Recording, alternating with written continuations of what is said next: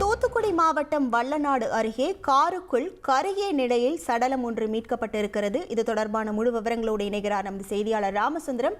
வணக்கம் ராமசுந்தரம். போலீசாரின் முதற்கட்ட விசாரணையில் என்னென்ன தகவல்கள் வெளியாகி இருக்கிறது? முழு விவரங்கள்.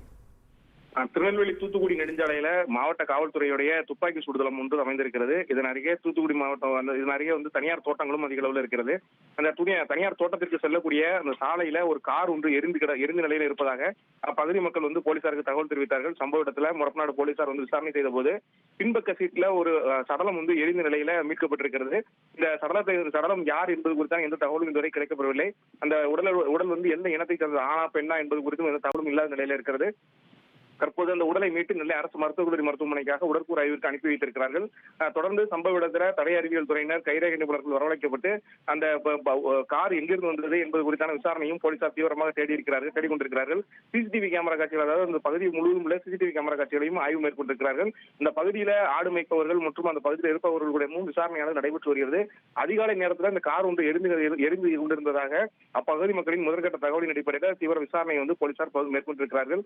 எரிந்த நிலையில மீட்கப்பட்ட சடலம் யார் என்பது குறித்தான அந்த ஆய்வு மேற்கொள்வதற்கும் மருத்துவர்கள் மூலம் அந்த பணியை காவல்துறையினர் மேற்கொண்டிருக்கிறார்கள்.